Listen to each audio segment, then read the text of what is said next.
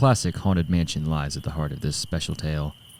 The location is the Turrets, a Gilded Age estate still standing on Eden Street in Bar Harbor. Everything about the place suggests a fairy tale castle, yet a heavy gloom hangs over the mansion even on the brightest of days, an oppressive reminder of restless spirits. Indeed, the Turrets is infamous as the site of the White Lady. For decades, encounters with the specter have taken place with alarming frequency. Regarding the ghost, a number of things stand out, notably a love story and an unsolved mystery. From its inception, the Turrets was designed to win the heart of a particular woman. 17-year-old Layla Alexander was the toast of Bar Harbor in 1892. Remarkably beautiful and accomplished, she moved with ease through the glittering high society. She had secretly given her heart to a young man who had yet to make his fortune. As luck would have it, another man named John J. Emery came on the scene. The aging soap manufacturer who made millions in real estate and railroads had just arrived in Bar Harbor when he was instantly captivated by Layla. John Emery would have Layla by any means, and in his courtship he described the house he would build for her, a castle over the sea where she would live forever as a queen. Through the pressure of her mother and overwhelming temptation of fabulous wealth, Layla Alexander broke off her attachment to her first love and accepted John Emery's proposal of marriage. The couple announced their engagement, and Emery immediately purchased a lot on Millionaire's Row to build his young bride her dream house. Like a fairy tale castle, the house would have towers and turrets and great stone battlements overlooking the sea. The turrets took 2 years and 100 men to build. During this time, John Emery and Layla Alexander were on an extended honeymoon throughout most of Europe and Asia. Bruce Price was the famous architect who designed the mansion, with stone cutters dragging ton after ton of granite from Eagle Lake. Built on a knoll overlooking Frenchman Bay, the house once contained elaborate gardens and a walled park that created a sensation in their day. Guarding the front door was a priceless relic sent back by the couple from their travels, a Phrygian marble elephant from the palace of the King of Agra. By July 1895, the house was completed, and the couple returned in a triumph that was short-lived, for a strange gloom hung over the turrets, an unaccountable darkness apparent from the start. Perhaps the oppressiveness of the house came from its construction, more like a tomb or prison than a summer house. In addition to the exterior granite walls that are 2 feet thick, the house contains a brick firewall a foot thick. Yet, for all that anyone knows, the mysterious darkness of the turrets came from the very rock taken from Eagle Lake, or the very location on the coast selected as the site of the mansion.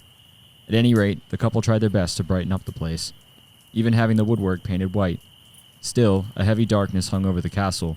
Flowers seemed to wither faster there than elsewhere, and maids had instructions to change each bouquet every morning.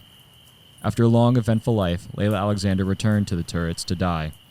This took place inside the mansion during the summer of 1953. In Bar Harbor again, the elderly woman must have reflected back over her past and the choices she had made. By her own estimates, her life had been a dazzling success.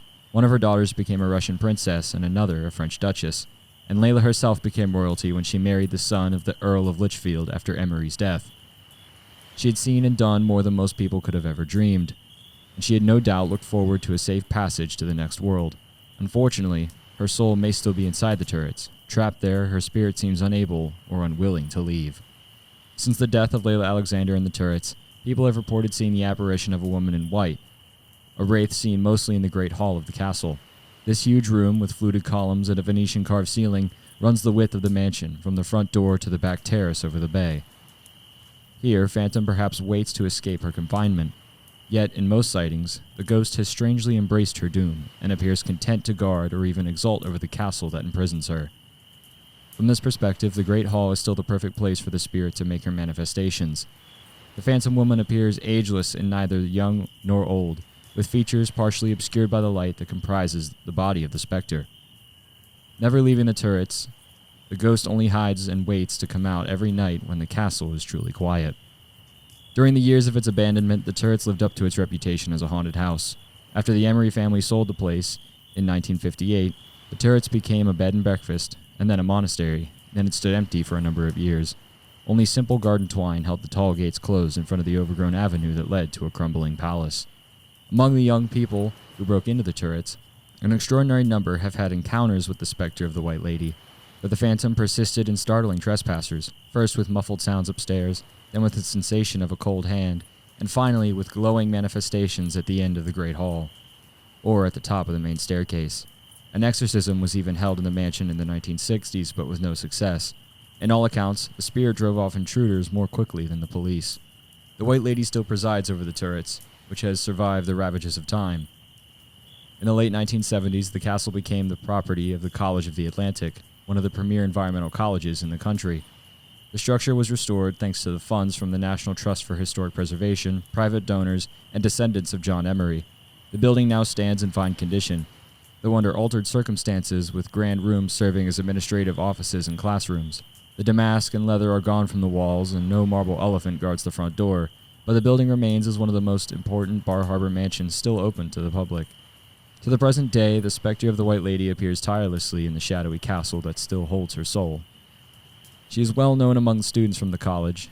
On countless occasions, this ghost returns to the Great Hall long after security has locked up the building. The front door of the mansion contains a glass window looking directly into the hall, and the ghost typically appears at the opposite end. The phantom favors a high-backed chair at the end of the Great Hall. This chair, with its sunburst design, leather seat, and arms of carved oak, has a regal element. And this is where the ghostly woman appears night after night, as if to signify her role as queen of the castle. While everything points to Layla Alexander as the source of the spirit in the turrets, the truth remains a mystery. Some evidence points towards a malevolent force originally tied to the land on which the castle was built. This dark force might explain the gloom that always hung over the mansion. Right next door to the turrets is Witch Cliff, the name of another private house now owned by the College of the Atlantic. This house, dating from the 1930s, gets its name from a particular section of coastline on Frenchman Bay. Here, a 12-foot cliff contains a detached section of rock, allowing anyone to stand on the beach and remain almost completely hidden. Yet this rock bears no resemblance to a person, much less a witch. No one knows the origin of the name of Witch Cliff, but the term appears to have been handed down from early settlement. The name probably refers to the spirit of a local woman suspected of witchcraft long before the turrets was built. Could this be the phantom mistaken for the ghost of Layla Alexander? If so, this ghost story lends itself to the peculiar horror that comes from the complete unknown and the cruel twist of fate that turned a fairy tale castle into a ghostly tomb. Hey guys, Reaper here. I just wanted to thank you all for either watching or listening, whether you're on YouTube or Spotify. This story was brought to you from Ghosts of Acadia, written by Marcus Labrizzi and published by Down East Books. I wanted to give both of them a huge thank you and a huge shout out for letting me bring this book to you guys, whether it's in audio form on Spotify or in video form on YouTube. If you want to check out the book for yourself, I will leave a link down below in the description in both Spotify and on YouTube, so you can go check out the book for yourself and support the original author and original publisher. New story coming out tomorrow night. And until then, remember, sleep well, my friends.